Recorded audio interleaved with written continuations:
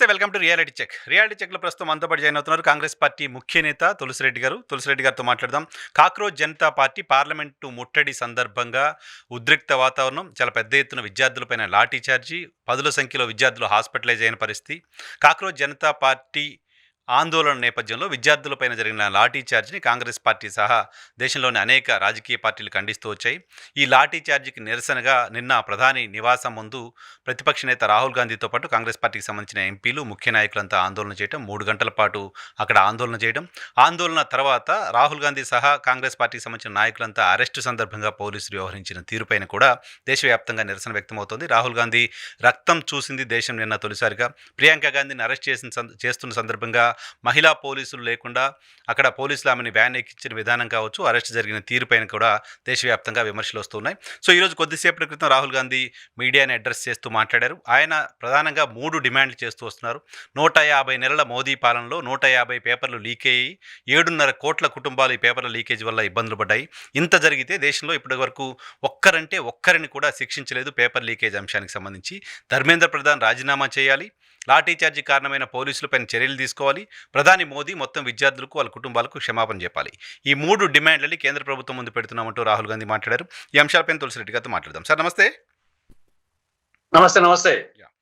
Sir, నిన్నటి ఆందోళనని మీరు ఏ రకంగా చూస్తారు? ఫస్ట్ కమెంట్ ఏంటి? రాహుల్ గాంధీ గారు వెళ్ళి ప్రధానమంత్రి మోదీ ఇంటి ముందు కూర్చోవడాన్ని కాంగ్రెస్ పార్టీకి సంబంధించిన నాయకుడిగా ఏ రకంగా చూస్తారు? విమర్శలు వస్తున్నాయి దానిపైన ఏంటంటే, ప్రతిపక్ష నాయకుడు స్థాయి వ్యక్తి హై సెక్యూరిటీ జోన్లో ఉండే ప్రధానమంత్రి నివాసం దగ్గరికి అలా వెళ్ళడం కరెక్టేనా అనేది.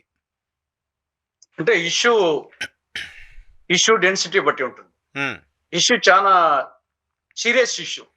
23 లక్షల మందికి సంబంధించిన, లక్షల కుటుంబాలకు సంబంధించినటువంటి వ్యవహారం. కాబట్టి గతంలో కూడా పరీక్షలు లీక్ అనేక సందర్భాలు అయినాయి. కానీ ఈ యొక్క నీటి లీకేజీ 2024లో కావడము, మళ్ళా ఇప్పుడు కావడము, దాన్ని పరీక్ష రద్దు కావడము, ఇవన్నీ వాస్తవాలు. కాబట్టి మొదట్లో వచ్చిన డిమాండ్ వచ్చేసి విద్యాశాఖ మంత్రి ధర్మేంద్ర ప్రధాన్ రాజీనామా మాత్రమే అడిగారు. మిగతా ఏమీ జోలికి పోలేదు. అవును. అప్పుడే ఓటితో పోయేదానికి ఒడ్డెల దాకా పోయినట్టునే పరిస్థితి ఉంది. ఇప్పుడు గతంలో అనేక సందర్భాలు వాళ్ళ శాఖల వైఫల్యాలు కానీ, శాఖల్లో ప్రమాదాలు కానీ, అవినీతి కానీ జరిగినప్పుడు అనేక సందర్భాల్లో కేంద్ర మంత్రులు రాజీనామా చేసిన సందర్భాలు అనేక ఉన్నాయి. అప్పుడు వాళ్ళేం ఆషామాషి మనుషులు కాదు. మనం తీసుకుంటే మనము లాల్ బహదూర్ శాస్త్రి గారు 1956లోనే, స్వాతంత్రం వచ్చిన తొలి రోజుల్లోనే 56లోనే ఈ యొక్క తమిళనాడులో వచ్చేసి అరియలూరు అనే చోట ఒక రైలు యాక్సిడెంట్ జరిగితే ఆయన రాజీనామా చేయడం జరిగింది. అది ఇప్పటికీ అనుకుంటున్నాం. ఆయన వ్యక్తిత్వం పెరిగింది. ఆ ప్రభుత్వం ఏమి నెహ్రూ ప్రభుత్వం పడిపోలే. దాంతో వచ్చేసి సరే, అంత మధ్యత ప్రమాదాలు ఆగిపోయినాయంటే ఆగిపోకపోవచ్చు, కానీ ఒక నైతిక బాధ్యత అనేది మెయిన్ సమస్య. ఇక్కడ వచ్చేసి ఒకవేళ రాజీనామా చేస్తానే లీకేజ్ ఆగిపోతుందా, రాజీనామా చేస్తానే రైలు ప్రమాదాలు ఆగిపోతాయి అనేది కాదు. ఇక్కడ ఒక ప్రభుత్వం అనేది ఒక నైతిక బాధ్యత వహిస్తూ అనే చర్య తీసుకోలేదు. ఆయన శాస్త్రి గారి తర్వాత ప్రధానమంత్రి అయ్యారు. రైల్వే శాఖ మంత్రి రాజీనామా చేస్తే ప్రధానమంత్రి అయ్యారు. తర్వాత 1958లో టిటి కృష్ణమాచారి గారు, ఆయన ఆర్థిక మంత్రి. ఒక ముంద్రా కుంభకోణంలో ఆరోపణలు వచ్చే ఆర్థిక మంత్రిగా రాజీనామా చేశాడు 1958లోనే. ఏం నెహ్రూ మంత్రివర్గం ఏం పడిపోలేదే, ఆయన రాజీనామా చేస్తానే. తర్వాత 1962లో వికే కృష్ణమేనన్ రక్షణ శాఖ మంత్రి, భారత్ చైనా యుద్ధం సందర్భంగా మనకు కొంత అపజయం అనే యాంగిల్ వచ్చేసి ఆయన రాజీనామా చేసేసాడు, దానికి బాధ్యత వహిస్తూ. తర్వాత విపి సింగ్ 1980లో రక్షణ శాఖ మంత్రి, అవినీతి ఆరోపణలు వస్తే రాజీనామా చేశాడు. ఆయన వాళ్ళ భారత ప్రధానమంత్రి అయ్యారు, శాస్త్రి గారు అయినట్టే. తర్వాత శివరాజ్ పాటిల్, ఆయన బాంబే ఉగ్రదాడికి నిరసన ఆయన నైతిక బాధ్యత వహించు 2008లో బాంబే ఉగ్రదాడికి శివరాజ్ పాటిల్. మరి 2009లో మళ్ళీ కాంగ్రెస్ అధికారంలోకి వచ్చింది కదా, ఆయన రాజీనామా చేస్తానే ఏమన్నా జరగలేదు కదా అక్కడ. పవన్ కుమార్ బన్సల్ 2014లో రైల్వే శాఖ మంత్రిగా, అశ్విని కుమార్ 2013లో ఈ యొక్క బొగ్గుదనం సంబంధించి ఆయన న్యాయ శాఖ మంత్రిగా ఉన్నప్పుడు ఏదో ఫైల్స్ కాని చెప్పేసి ఆయన రాజీనామా చేశాడు. ఆఖరికి ఎందుకు నరేంద్ర మోడీ గారి ప్రభుత్వంలోనే హర్షవర్ధన్ యాక్చువల్ గా వచ్చేసి ఒక సక్సెస్ఫుల్ మినిస్టర్ హర్షవర్ధన్ వచ్చేసి ఈవెన్ పల్సు పోలియోకు మెయిన్ కారణం వచ్చేసి ఇదే అన్నమాట, పల్సు పోలియో దేశం వచ్చేదానికి. అటువంటి వ్యక్తి కోవిడ్ విషయంలో కొంచెం ఇబ్బందులు వచ్చాయని చెప్పేసి ఆయన 2021 రాజీనామా చేశాడు. ఉమ్, కాబట్టి ఈ నేపథ్యంలో ఈయన ధర్మేంద్ర ప్రధాన్ అటు విద్యార్థులు కానీ రాజకీయ పార్టీలు కానీ అడిగింది ఆయన ఏమి డైరెక్ట్ గా ఆయన ఏమి లీకేజ్ ఆయన చేశాడని చెప్పలేదు. ఉమ్. ఆయన విద్యాశాఖ మంత్రిగా ఉన్నాడు, గతంలో జరిగినాయి, ఇప్పుడు జరిగినాయి, దాన్ని నైతిక బాధ్యత వహిస్తూ రాజీనామా అడిగారు. దానికి గోటితో పోయేదానికి ఇంత దూరం తెచ్చుకోవడం అనేది కానీ కాదు సార్, నైతిక బాధ్యత అనేది ఎవరికి వాళ్ళకి వ్యక్తిగా ఉండాల్సిన బాధ్యత లేదా ప్రభుత్వాలు తీసుకోవాల్సిన బాధ్యత. నువ్వు నైతిక బాధ్యత వహించు అని ఈ స్థాయిలో పోరాటం చేసి ఆందోళన చేసి ఆయనతో రాజీనామా చేస్తే 23 లక్షల విద్యార్థుల కుటుంబాలు సాధించేది ఏంటి? ఇంకోసారి జరగకుండా కదా చూడాల్సింది. ఇంకోసారి జరగకుండా ఏం చేయాలనే దానిపైన కదా ఆందోళన చేయాల్సింది. ఇది మనం వచ్చేసి ఇంకో ఆ యాంగిల్ అదేం వదిలిపెట్టలేదు. యాంగిల్ వేరు, ఈ యాంగిల్ వేరు. ఇది నైతిక బాధ్యత వరకే అతనేమి చేసిన చెప్పలేదు. తర్వాత దానికి కన్సర్న్ సంబంధించిన వ్యక్తుల మీద యాక్షన్ తీసుకుంటున్నారు. తర్వాత వచ్చేసి నెక్స్ట్ మళ్ళా ఎగ్జామ్ మళ్ళా కండక్ట్ చేశారు. దానికి ప్రధానమంత్రి పిఎంఓ ఆఫీసే డైరెక్ట్ గా రంగంలోకి దిగింది, మిలిటరీ విమానాలు పెట్టారు. అది ఒక యాంగిల్. కానీ ఇక్కడ నైతిక బాధ్యత అనేది రాజీనామా చేయని సందర్భాలు ఉన్నాయి అనేకం. లీకేజీ గతంలో జరిగినప్పుడు రాజీనామా చేయని సందర్భాలు ఉన్నాయి, కానీ చేసిన సందర్భాలు కూడా ఉన్నాయి. చేసిన సందర్భాలు ఈ నేపథ్యంలో అది ఎందుకో వచ్చింది, ఆ డిమాండ్ వచ్చింది. ఆయన విద్యాశాఖ మంత్రి రాజీనామా చేయని చెప్పేసి అటు పబ్లిక్ నుండే, యూత్ నుండే, విద్యార్థుల నుండే, నిరుద్యోగుల నుండే వచ్చింది. వచ్చినప్పుడు ఏమంత మంకు పట్టుదల ఏం అవసరం ఉందా? ఇప్పుడు మనం వచ్చేసి నేపాల్ గాని, శ్రీలంక గాని, బంగ్లాదేశ్ గాని ఈయన ప్రెసిపిటేటింగ్ ఫ్యాక్టర్స్ ఆల్రెడీ వాతావరణం ఒకటి ఉన్నప్పుడు ఆ ప్రెసిపిటేటింగ్ ఫ్యాక్టర్స్ ఇవన్నీ చిన్న చిన్న ఇష్యూసే. శ్రీలంకలో ఆల్రెడీ అవినీతి, నెపోటిజము ఇవన్నీ ప్రజల్లో ఒక గూడు కట్టుకునే నేపథ్యంలో సడన్ గా ఒక 2-3 అంశాలు, ఒక అప్పులు అనేది, రైతులు వచ్చేసి ఆర్గానిక్ ఫెర్టిలైజర్స్ వాడాలి, అది యాక్చువల్ గా ఒక యాంగిల్లో కరెక్ట్ ఉండొచ్చు, కానీ ఇంకొక యాంగిల్లో ప్రొడక్షన్ తగ్గిపోతుంది, రైతుల వ్యతిరేకత, అవి ప్రెసిపిటేటింగ్ ఫ్యాక్టర్స్ అయ్యి ఆఖరికి గవర్నమెంట్ అధ్యక్షులు పారిపోవాల్సిన పరిస్థితికి వచ్చింది. సేమ్ బంగ్లాదేశ్ లో అనేకం నెపోటిజం, అన్ని అవినీతి అన్ని ఉన్నప్పటికీ ఒకటి యాంటీ రిజర్వేషన్స్ కు వ్యతిరేకం అనేది ఒకటి ప్రెసిపిటేటింగ్ ఫ్యాక్టర్ అయిపోయింది. అటువంటి సందర్భంలో 17 సంవత్సరాలు ప్రధానంగా మంత్రి ఆవిడ దేశం పారిపోవాల్సి వచ్చింది. ఈయన 12 ఏళ్ళే ప్రధానమంత్రి, ఆవిడ 17 ఏళ్ళు. తర్వాత నేపాల్లో జస్ట్ వచ్చేసి అనేక ఆరోపణల నేపథ్యంలో ఒక 26 సోషల్ ప్లాట్ఫామ్స్ నిషేధం విధించింది, ఒక ప్రెసిపిటేటింగ్ ఫ్యాక్టర్ అయింది. కాబట్టి ఆల్రెడీ నాకు తెలిసి దేశంలో 1975 నాటికి ఎమర్జెన్సీ నాటి పరిస్థితులు ఇప్పుడు కనపడుతున్నాయి. 1975 నేపాల్లో జరిగింది, శ్రీలంకలో జరిగింది, బంగ్లాదేశ్ లో జరిగింది, ఇండియాలో జరగబోతుంది అంటారా? అటువంటి వాతావరణం, ఆ వాతావరణమే కాకుండా 1975 నాటి ఎమర్జెన్సీ పరిస్థితులు కూడా వస్తున్నాయి. అప్పుడు కూడా ఇందిరాగాంధీ గారు 1971 ఎన్నికల్లో బ్రహ్మాండమైన మెజార్టీ వచ్చింది, ఆవిడకు 352 సీట్లు వచ్చినాయి. సెకండ్ ప్లేస్ లో వచ్చింది సిపిఎం 25 సీట్లు. కాబట్టి అటువంటి 71లో తర్వాత బంగ్లాదేశ్ విముక్తి సందర్భంగా ఆవిడకు మంచి పేరు వచ్చింది 1971లో. కానీ 75 కల్లా 4 సంవత్సరాల్లోనే దేశంలో పరిస్థితులు తలకిందులైనాయి. అంత మెజారిటీ వచ్చి అంత వీరనారిగా చలామణి గుడక ఇష్యూస్ వచ్చేమొచ్చాయి. జయప్రకాష్ నారాయణ ఉద్యమం బీహార్ లో ఈ సంపూర్ణ విప్లవం, అప్పుడు నిరుద్యోగము, అవినీతి, ధరలకు వ్యతిరేకంగా బీహార్ లో ప్రారంభమైనటువంటి విద్యార్థి ఉద్యమం, అప్పుడు లీకేజ్ కాదు, అప్పుడు జయప్రకాష్ నారాయణ నిరుద్యోగము, అవినీతి, ధరల పెరుగుదల, వీటికి వ్యతిరేకంగా విద్యార్థి ఉద్యమం బీహార్ లో అది ఆఖరికి ఆ స్థాయికి తీసుకుపోయింది. ఆ నేపథ్యంలో రైల్వే సమ్మె జార్జ్ ఫెర్నాండెస్ 1974లో, తర్వాత బంగ్లాదేశ్ యుద్ధం సందర్భంగా బంగ్లాదేశ్ కాందిచీకులు మనకు రావడము, మన మీద ఆర్థిక భారం పడము, దేశంలో 2 ఏళ్ళు 12 రాష్ట్రాల్లో తీవ్ర వర్షాభావ పరిస్థితులు, కరువు రావడము, అంతర్జాతీయంగా చమురు సంక్షోభం రావడము, వీటన్నిటికీ లాస్ట్ లో ప్రెసిపిటేటింగ్ ఫ్యాక్టర్ గా అలహాబాద్ హైకోర్టు తీర్పు వచ్చింది. అటువంటి పరిస్థితులే ఈనాడు దేశంలో వచ్చేసి కనిపిస్తా ఉన్నాయి. ఈయనకు వచ్చేసి మన 3వ వచ్చి ఉండొచ్చు, 240 సీట్లు వచ్చి ఉండొచ్చు, ఇంతకంటే ఎక్కువ వచ్చినాయి. ఇందిరాగాంధీకి 352 వచ్చినాయి. కానీ ఈ రోజు దేశంలో అటువంటి పరిస్థితులే ఈనాడు వచ్చేసి అంతకంటే ఇక్కడ పరిస్థితి ఇక్కడ పాయింట్ ఏంటంటే, భారతీయ జనతా పార్టీ కావచ్చు, కేంద్ర ప్రభుత్వం కావచ్చు మాట్లాడుతున్న మాట, ఈ ఎజిటేషన్స్ అనేవి భారత యువతలో అన్రెస్ట్ కాదు, భారత యువతని బయట నుంచి కొంతమంది రెచ్చగొట్టి ప్రభుత్వం పైన ఉచ్చుకొలుపుతున్నారు.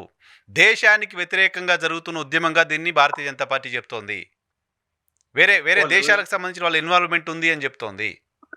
అవన్నీ ఆడలేక మధ్యలో కూడా ఉన్నట్లు ఉమ్, ఇవి 2 కోట్ల మంది ఏదో ఒక 1000 మందో 1,00,000 మంది అంతమంది 2 కోట్ల మంది ఫాలోవర్స్ వస్తారా ఉమ్. వచ్చేసి తర్వాత నిన్న అంతమంది వచ్చేసి పార్లమెంటు ముట్టడి భారత పార్లమెంటు ముట్టడి అంటే చిన్న విషయం కాదు కదా. నేను ఎప్పుడు వచ్చేసి చూడాలి ఆ అన్ని స్థాయిలో జనాలు పార్లమెంట్ ముట్టడికి రావడం నేను ఆ, ఎప్పుడు చూడలే. లేదు అన్ని ప్రయత్నాలు చేసిన అంటే ఉమ్, అది ఎవరో ప్రేరేపిస్తే ఉమ్, అది ఇనిషియల్ గా మనసులో నుండి రావాలి కానీ యూత్ లో అది ఎవరో ప్రేరేపిస్తేనో వచ్చింది కాదు. అది ఆ విధంగా అనుకుంటే మరింత పప్పులో కాలేసినట్టే. ఉమ్, ఉమ్. కాబట్టి అది ఆడలేక మధ్యలో కూడా నెట్టే. ఓకే. ఇక్కడ రాహుల్ గాంధీ నీటికి సంబంధించిన అంశాన్ని కాక్రోచ్ జనతా పార్టీ పేరుతో జరుగుతున్న ఒక మూవ్మెంట్ని రాజకీయంగా ఉపయోగించుకోవడం కోసం హడావుడి చేస్తున్నారు. రాజకీయంగా ఉపయోగించుకోవడం కోసం రాహుల్ గాంధీ ఒక జాతీయ పార్టీకి అధ్యక్షుడిగా పనిచేసిన వ్యక్తి, ప్రతిపక్ష నాయకుడిగా ఉన్న వ్యక్తి స్ట్రీట్ ఫైట్ చేయడం అనేది రాజకీయ లబ్ధి కోసమే అనే విమర్శకి ఏం సమాధానం చెప్తారు? ఇప్పుడు కాక్రోచ్ జనతా పార్టీ కంటే ముందు రియాక్ట్ అయింది రాహుల్ గాంధీ గారు. ఉమ్, నీటి పరీక్ష లీకేజ్ అయిన రోజునే మార్నింగ్ లీకేజ్ అనే వార్త వచ్చింది. మధ్యాహ్నమే వచ్చేసి ఫస్ట్ రియాక్ట్ అయింది రాహుల్ గాంధీనే. ఉమ్, అప్పటికి ఇంకా కాక్రోచ్ జనతా పార్టీ కానీ సోషల్ మీడియా కానీ ఏం రాలేదు. ఉమ్, కాబట్టి ఇది ఒక ప్రతిపక్ష పార్టీ బాధ్యత, ఉమ్, దట్ అపోజిషన్ లీడర్. ఉమ్, కాబట్టి ఇంకా అపోజిషన్ పార్టీలు చేయాల్సిన ఏమి ప్రభుత్వం Sure. భజన చేసుకుంటూ ఉండవు కదా. ఉమ్, ప్రభుత్వంలో వైఫల్యాలు ఎత్తి చూపడమే దానికి వివిధ మార్గాలు. ఉమ్, వివిధ మార్గాలు వచ్చేసి ఏమి కుస్తీ పట్టణం పోయినారా? ఓ ధర్నా. ఉమ్, మహాత్మా గాంధీ నేర్పిన సిద్ధాంతమే ఇది. పార్లమెంటరీ డెమోక్రసీలో ప్రజాస్వామ్య పద్ధతిలో గాంధీయ పద్ధతిలో నిరసన తెలపాలా. ఉమ్, అడిగినా కొట్టాడుకు పోయినారా? ఉమ్. ధర్నా కూర్చుంటది ప్రజాస్వామ్య పద్ధతిలో. కాదుగా, గాంధీయ చాలా పద్ధతిలో. సందర్భాల్లో మీకు తెలుసు పార్లమెంటరీ డెమోక్రసీలో చూస్తుంటా చాలా సందర్భాల్లో ఏం మాట్లాడుతుంటే ప్రతిపక్షాలు తక్షణం ఈ సమస్య మీద చర్చించడం కోసం పార్లమెంట్ సమావేశాలు పెట్టండి, అసెంబ్లీ సమావేశాలు పెట్టండి అని డిమాండ్ చేస్తుంటాయి. పార్లమెంట్ సమావేశాలు జరుగుతున్న సందర్భంగా పార్లమెంట్లో ఈ అంశంపైన మేము చర్చిస్తామని కేంద్ర ప్రభుత్వం చెప్తున్న సందర్భంగా దాన్ని వదిలేసి రోడ్ల మీదకి రావడాన్ని ఎలా సమర్థించుకుంటారు? ఇప్పుడు ఒకవైపు పార్లమెంటు ముట్టడి జరుగుతా ఉంది. ఆ నేపథ్యంలో విద్యార్థుల మీద బాష్పవాయువు, లాఠీ చార్జీ. ఇది ప్రతిపక్ష పార్టీ పార్లమెంటు రాజకీయ పార్టీ పార్లమెంటు లోపలనే మాట్లాడడం ఏం లేదే. పార్లమెంటు లోపల మాట్లాడాలా, పార్లమెంటు బయట మాట్లాడాలా. అనేక పద్ధతులు నిరసన సభలు, పబ్లిక్ మీటింగ్స్ ఉంటాయి, ప్రెస్ మీటింగ్లు ఉంటాయి. అది ప్రింట్ మీడియా కావచ్చు, ఎలక్ట్రానిక్ మీడియా కావచ్చు, సోషల్ మీడియా కావచ్చు, లేకుంటే సెమినార్స్ కావచ్చు, ధర్నాలు కావచ్చు, యాత్రలు కావచ్చు. కాబట్టి ప్రజాస్వామ్యంలో గాంధేయ మార్గంలో వివిధ మార్గాలు. కాబట్టి పార్లమెంట్ లో మాట్లాడేది ఒక మార్గము, ఇది ప్రజాస్వామ్యంలో ఇది ఒక మార్గం. కాబట్టి ఒక దిక్కు విద్యార్థుల మీద లాఠీ చార్జీ, బాష్పవాయువం జరిగినప్పుడు మేము పార్లమెంట్ లోనే మాట్లాడతాము, బయట మాట్లాడడం అంటే ఎట్లా? అక్కడ ఒక అవకాశం ఉంది కదా, చర్చించడానికి సంబంధించిన అవకాశం ఉంది, ప్రభుత్వం ఆన్సర్ చెప్పడానికి సంబంధించిన అవకాశం ఉంది. డెఫినెట్ గా అక్కడే మాట్లాడినారు. అక్కడ మాట్లాడితే వాయిదా అవుతుంది, అక్కడ మాట్లాడితే ప్రయత్నం చేస్తే వాయిదా. కాబట్టి నెక్స్ట్ వచ్చేసి ఈ విధంగా నిరసనలు వచ్చేసి వ్యక్తం చేయడం జరిగింది. ఇది రాజకీయ పార్టీల కనీస బాధ్యత. ఇది నాట్ ఓన్లీ కాంగ్రెస్, మిగతా వాళ్ళు కూడా వచ్చేసి ఎవరెవరి స్టైల్లో వాళ్ళు చేశారు. దీనికి ఈవెన్ అఖిలేష్ యాదవ్ వచ్చాడు, సుప్రియా వచ్చింది ఎన్సీపీ తరఫున ఈ కార్యక్రమానికి. అక్కడ సిజేపీ దగ్గరికి ఆమ్ ఆద్మీ పార్టీ వాళ్ళు, మిగతా పార్టీ వాళ్ళు, డిఎంకే వాళ్ళు పోయినారు, అనేక మంది పోయినారు. కాబట్టి రాజకీయ పార్టీల బాధ్యత ఇది. కేవలం విద్యార్థులే పౌరులు చేయొచ్చు, మీరు నేను చేయొచ్చు, పౌరులు చేయొచ్చు, ఎవరైనా రాజకీయ పార్టీలు ఒక ఇష్యూ మీద ఇది స్పందన, అంతే ప్రతిస్పందన. ఓకే, ప్రతి భారతీయ పౌరుడు చేయొచ్చు. ఒకటి, రాజీనామా చేయాలని డిమాండ్ చేస్తున్నారు. ఒకటి, రెండు, అక్కడ లాఠీ చార్జ్ చేసిన పోలీసులపైన చర్యలు తీసుకోవాలనేది రాహుల్ గాంధీ పెడుతున్న మరొక డిమాండ్. సార్, లాఠీ చార్జ్ చేసిన వాళ్ళపైన చర్యలు తీసుకోవడం అనేది చూసామా ఎప్పుడైనా? పార్లమెంట్ లాంటి ఒక ప్రాంతాల్లోకి పోలీసులు అనుమతి ఇవ్వకుండా, పోలీసుల దగ్గర నుంచి పర్మిషన్ తీసుకుంటారు, కనీసం నిరసన ధర్నా చేస్తుంటే అదేమీ లేకుండా, నిరసనకు కూడా అనుమతి లేని సందర్భంలో వేల మంది అక్కడికి వచ్చినప్పుడు సెక్యూరిటీ ఫోర్సెస్ ఆపడం కోసం బాష్పవాయువులు పెట్టాల్సి వస్తుంది, లాఠీ చార్జ్ చేయాల్సి ఉంటుంది. ఇదేదో ప్రొసీజర్ కదా. అటువంటి వాళ్ళపైన చర్యలు తీసుకుంటే, అటువంటి సెక్యూరిటీ పర్సన్స్ పైన చర్యలు తీసుకుంటే ఎలా కంట్రోల్ చేయడం ఇటువంటి వాటిని? అంటే అక్కడ మనము CCTVs ఇవన్నీ ఉంటాయి కాబట్టి అక్కడ చేసిన బిహేవియర్ బట్టి ఉంటుంది. ఇప్పుడు అడ్డుకోవడం అనేది ఒక టైప్ ఉంటుంది. మన పోలీస్ డిపార్ట్మెంట్ లోనే లాకప్ డెత్తులు ఉంటాయి, పోలీస్ స్టేషన్ లో వచ్చేసి సమస్యల పరిష్కారం నేపథ్యాలు ఉంటాయి. కాబట్టి అక్కడ పోలీసులు ఆ పర్టికులర్ సీన్ లో ఏ విధంగా బిహేవ్ చేశారు అనే యాంగిల్ లో ఉంటుంది. మొత్తం వచ్చేసి అడ్డుకోవడము ఉన్నప్పుడు ఒక టైప్ ఉంటుంది, లేదు అది వచ్చేసి చితక బాధడము, అది వచ్చేసి పశువును బాధినట్టు బాధడము అనేది ఇంకొక యాంగిల్ వస్తుంది. కాబట్టి ఆడ డిఫరెన్సియేషన్ ఉంటుంది. ఓకే.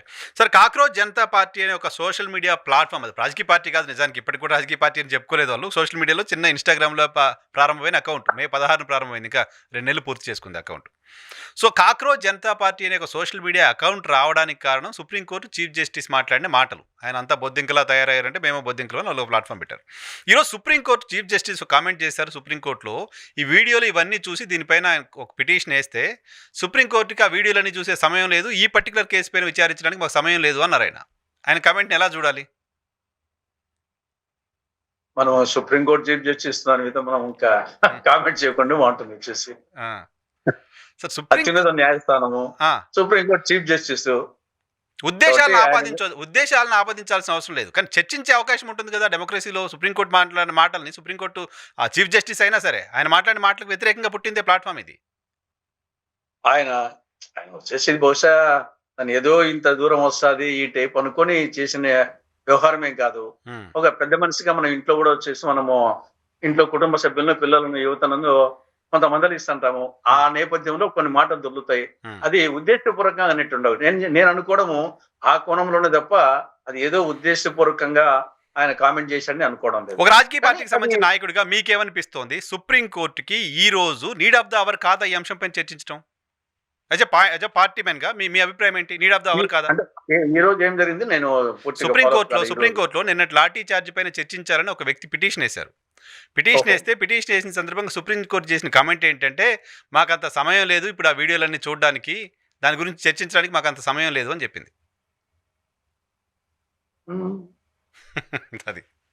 అంతే సుప్రీంకో కరెక్ట్ కాదేమో అది ఆ! ఎందుకంటే ఇంతకంటే సీరియస్ ఇష్యూ హ్మ్. ప్రస్తుతం వచ్చేసి బండింగ్ ఇష్యూ కదా. కదా! హ్మ్. కాబట్టి మిగతా ఇష్యూస్ పక్కన పెట్టి యాక్చువల్ గా దీన్ని ట్యాకిల్ చేసిండు అలా. హ్మ్. మిగతా ఇష్యూస్ పక్కన పెట్టి దీన్ని ట్యాకిల్ చేసిండు అలా. హ్మ్. సరే డెసిషన్ ఏమి ఇస్తుందో అది డిఫరెంట్ గానీ హ్మ్. దాన్ని హ్మ్. టేకప్ చేసిండు అలా. హ్మ్. ఇంతకంటే బర్నింగ్ ఇష్యూ మరి ఒకటి ఉండదు కదా. వినడానికి కూడా సమయం లేదనే కామెంట్ సుప్రీంకోర్టు దగ్గర నుంచి వినడం అనేది ఆశ్చర్యం అనిపించింది. కరెక్ట్, అది కరెక్ట్ కాదు. హ్మ్. అదే మంచిది కాదు అది. హ్మ్. హ్మ్. సార్, ఆంధ్రప్రదేశ్ సంబంధించిన పార్టీలు, ఆంధ్రప్రదేశ్ సంబంధించిన రాజకీయ పార్టీలు మీరు చాలా సందర్భాల్లో చెప్తుంటారు. ఆంధ్రప్రదేశ్‌లో బీజేపీ అంటే బాబు, జగన్, పవన్ అని. అవును. రైట్?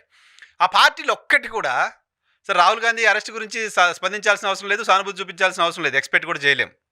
కాక్రోచ్ జనతా పార్టీ గురించి కూడా వాళ్ళకి ఒక సాఫ్ట్ కార్నర్ ఉండాల్సిన అవసరం లేదు. బట్ విద్యార్థుల పైన లాఠీ చార్జ్‌కి సంబంధించిన దృశ్యాలన్నీ కనపడుతున్న తర్వాత, నీట్ పరీక్ష పదే పదే లీక్ అవుతున్న వాతావరణం దేశంలో చూసిన తర్వాత, ఆంధ్రప్రదేశ్‌కి సంబంధించిన పిల్లలు కూడా నీట్ పరీక్ష రాశారు కదా!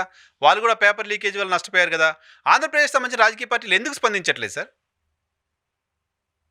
మీరు చెప్పినట్టు ఇది స్పష్టంగా తెలుస్తుంది. అనేక సందర్భాల్లో ఇప్పుడు కూడా బీజేపీ చేతిలో కీలుబొమ్మలు. హ్మ్. అటు బీజేపీ ప్రభుత్వాన్ని నరేంద్ర మోడీ గాని, అమిత్ షాని గాని వాళ్ళకు ఏం కొంచెం వచ్చేసి వ్యతిరేకంగా మాట్లాడినా వీళ్ళ భవిష్యత్తు ఉండదేమో అని చెప్పేసి వీళ్ళ కేసుల భయం వెంటాడుతుంది. ఈడ పేరుకు కాంగ్రెస్ గాని, హ్మ్. అటు చంద్రబాబు నాయుడు గాని, జగన్మోహన్ రెడ్డి గాని వీళ్ళకు బీజేపీకి వ్యతిరేకమైతే కేసులు ఎదుర్కొంటామని చెప్పేసి ఆ భయంతో ఆ వచ్చేసి ఆత్మాభిమానాన్ని వదులుకొని గతానికంటే ఈ లోపల పొగడం ఎక్కువైపోయింది. ఊరికన్నా ఉండకుండా హ్మ్. చంద్రబాబు నాయుడు గారు అయితే ఇంకా విపరీతంగా పొగుడుతున్నాడు ఈ లోపల నరేంద్ర మోడీ గారిని. అవును. కాబట్టి ఆడ స్పష్టంగా మోడీ చేతిలో కీలుబొమ్మలు. వీళ్లకు రాష్ట్ర ప్రయోజనాల కంటే, దేశ ప్రయోజనాల కంటే, యువత ప్రయోజనాల కంటే వాళ్ళ స్వార్థ ప్రయోజనాలే ముఖ్యం అనేది అనేక సందర్భాలతో పాటు ఈ సందర్భంలో కూడా అది వ్యక్తీకరించబడింది. హ్మ్. సో, కోర్టులు, కేసులు ఉన్నాయి కాబట్టి మాకు ఇంకా ప్రజల సమస్యలు, విద్యార్థుల సమస్యలు అవసరం లేదు అనేది పార్టీల అభిప్రాయంగా చూడాల్సిన అవసరం ఉంది. లేదు లేదు. కోర్టులో ఆ విధంగా కోర్టులో కేసులున్నాయి మాకు కాబట్టి మేము మాట్లాడలేదు. వీళ్ళంతా ఇంక వీళ్ళు వచ్చేసి స్పష్టంగా తెలుస్తా ఉంది. హ్మ్. స్వార్థ ప్రయోజనాల కోసం కేసుల భయంతో, జైలుకు పోతామనే భయంతో మోడీ కేంద్ర ప్రభుత్వం ఏ విధంగా న్యాయ వ్యవస్థను గాని, లేకుంటే ఎన్నికల వ్యవస్థను గాని, ఈడీ గాని, ఐటీ గాని, సిబిఐ గాని ఏ విధంగా దుర్వినియోగం చేస్తా ఉంది స్పష్టంగా అర్థమవుతుంది. హ్మ్. కాబట్టి అది తెలుసు కాబట్టి వాళ్ళు ఇంకా ఏమైనా కానీ దేశభక్తులైతే దేశం కోసం అయితే ఏమైనా కానీ అని చెప్పి చేసింది వాళ్ళు. కానీ వాళ్ళ బ్యాక్గ్రౌండ్ అది కాదు కదా. వాళ్ళు వచ్చేసి ఇవన్నీ ఈ టైపు బ్యాక్గ్రౌండ్ కాబట్టి మనలాంటి బ్యాక్గ్రౌండ్ ఉండే వాళ్ళు ఏమైతే అవుతుందో అనుకుంటాం. ఈ బ్యాక్గ్రౌండ్ ఉండే వాళ్ళు ఆ విధంగా భయపడతా ఉంటారు వచ్చేసి. రైట్. వాళ్ళు యాక్చువల్ గా వచ్చేసి బలహీనులు. సో కాక్రోచ్ జనతా పార్టీకి సంబంధించిన భవిష్యత్తు ఏం కనపడుతుంది సార్? జెన్జీ మూమెంట్గా చూస్తారా? జస్ట్ 4 రోజులు మాట్లాడి వదిలిపోయేది కానీ కనిపిస్తోందా? ఏంటి మీకేమనిపిస్తోంది? మీ అబ్జర్వేషన్ ఏంటి? నేను వచ్చేసి ఆ ఇష్యూ బేస్డ్ గానే ఉంటుంది. తర్వాత ఏముండదని నా అభిప్రాయం. ఎందుకంటే ఇది చిన్న దేశం కాదు. ఏదో నేపాల్లో లేకుంటే శ్రీలంకనో బంగ్లాదేశ్ తిన్నా చిన్న దేశం కాదు. ఇది పెద్ద దేశం. 147 కోట్లు, రకరకాల ఇష్యూస్ ఉంటాయి. కాబట్టి ఇక్కడ పొలిటికల్ గా ఎమర్జ్ అవుతుందని అనుకోవడం లేదు.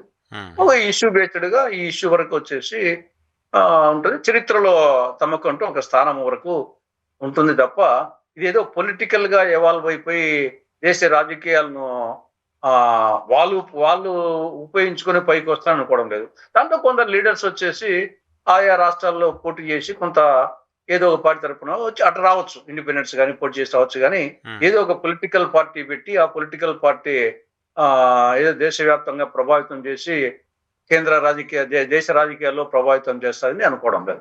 సో భారతీయ జనతా పార్టీలో ఒక కలవరం కనపడుతోంది. అవునన్నా కాదన్నా జస్ట్ అబ్జర్వేషన్ చూస్తే కాక్రోచ్ జనతా పార్టీ పిలుపునిస్తే కేంద్ర ప్రభుత్వం వాళ్ళని పిలిచి మాట్లాడడం, వాళ్ళకి చర్చలకు పిలవడం అనేది ఆశ్చర్యం కలిగించింది. రైతులు సంవత్సరం పాటు ఢిల్లీలో ధర్నా చేస్తే చర్చలకు పిలిచిన వాళ్ళు లేరు వాళ్ళని. బట్ పార్లమెంట్ ముట్టడి జరుగుతున్న సందర్భంగా నడ్డా పిలిచారు, చర్చించారు. ఈవెన్ అమిత్ షా నేతృత్వంలో ప్రత్యేకమైన సమావేశం జరిగింది దీని మీద ఏం చేయాలి అని. సో ఇవన్నీ చూస్తుంటే భారతీయ జనతా పార్టీ ఏమైనా కాస్త టెన్షన్ పడుతోంది అని అనిపిస్తోందా? డెఫినెట్ గా ఇటీవల జరిగిన పరిణామాలు, మిగతా దేశాల్లో జరిగిన పరిణామాలతో పాటు మొన్న వచ్చేసి మహిళా రిజర్వేషన్ బిల్లు, తర్వాత డిలిమిటేషన్ బిల్లు, అప్పుడు కూడా వచ్చేసి ఊహించలే ఇంత అంటే 12 ఏళ్ళ అధికారం ఉన్నప్పుడు ఆ రొమ్ము పొగరు అనేది మేము అనుకుంటే ఏమైనా సాధిస్తామనేది ఉన్నది. అది మన మహిళా రిజర్వేషన్ బిల్లు, డిలిమిటేషన్ బిల్లు కాడ ఒక అప్సెట్ జరిగింది. దాంతో వచ్చేసి ఇప్పుడు నిన్న కూడా పార్లమెంట్ ముట్టడి ఆ స్థాయిలో ఉంటుందని వాళ్ళు ఎక్స్పెక్ట్ చేయలేదు. ఏదో ఒక వాళ్ళు జంతరమంతరగా చేసుకుంటా ఉంటారు, ఎన్నాళ్ళు చేసుకుంటారులే, ఇంతకుముందు రైతు ఉద్యమాలు కూడా జరుగుతున్నాయి కదా అనే యాంగిల్లో అనుకున్నారు. కానీ ఇది ఈ స్థాయిలో పార్లమెంట్ ముట్టడి అనుకోలేదు. కాబట్టి ఆ నేపథ్యంలో వాళ్ళు కూడా దానికి తోడు మళ్ళా ఇమ్మీడియట్ గా రాహుల్ గాంధీ గారు అనూహ్యంగా వచ్చేసి ఆ నిర్ణయం తీసుకోవడము, ప్రతిపక్ష నాయకుడు, జాతీయ పార్టీ, అనేక సంవత్సరాల పాటు దేశాన్ని పరిపాలించిన పార్టీ. కాబట్టి ఇవన్నీ కొంత వాళ్ళు ముందు అనుకోలేదు. కానీ జస్ట్ ఈ యొక్క చివరిక పార్లమెంటు ముట్టడి రాహుల్ గాంధీ విషయంలో కొంత రీథింక్ వచ్చినట్టు అనిపిస్తా ఉంది. కానీ మంచిదే, వాళ్ళు వచ్చేసి రీథింక్ చేసి సర్దిద్దుకుంటే మంచిది. లేకుంటే మొండిగా పోతే మనము ఎప్పుడో చెప్పారు, బలవంతుడు నాకేమని పలువురితో నిగ్రహించి పలుకుటమేలా, బలవంతమైన సర్పము చలిచీమల చేత జిక్కి చావదే సుమతి అని. కాబట్టి ఎవరు కూడా వచ్చేసి కాలం కలిసి వచ్చినప్పుడు నడిచొచ్చి కొడుకు పుడతాడు, కాలం కలిసి రానప్పుడు పై పంచే పామై కలుస్తుంది చెప్పేసి. కాబట్టి ఎల్లకాలము ఒకరికి అందరికీ కాలం కలిసి వస్తా ఉండదు. కాబట్టి ఇప్పుడు చూస్తే బీజేపీకి రివర్స్ వస్తుందేమో, వ్యతిరేక పవనాలు బలంగా వీస్తున్నాయేమో అందుకో. అటువంటి 12 ఏళ్ళు అయింది, వచ్చే ఎలక్షన్ కు 15 ఏళ్ళు అవుతుంది, ఒక సఫిషియెంట్ టైము. ప్రపంచవ్యాప్తంగా మార్పు జరుగుతున్నాయి. యూత్ లో వచ్చేసి తొందరగా మార్పు కోరుకునే నైజం ఉంటుంది యూత్ లో. దానికి తోడు ఒక దిక్కు పశ్చిమాసియా యుద్ధము, దాని ప్రభావం వచ్చేసి డైరెక్ట్ గా ఇండైరెక్ట్ గా సముద్రాల మీదనే కాకుండా అన్నిటి మీద పడతా ఉంది. ఎల్లినో ప్రభావం ఒకటి వస్తా ఉంది. కాబట్టి యూత్ లో వచ్చేసి ఈ యొక్క వీళ్ళు అనుకోవచ్చు వివిధ పార్టీలను చీల్చామా అనుకోవచ్చు వీళ్ళు.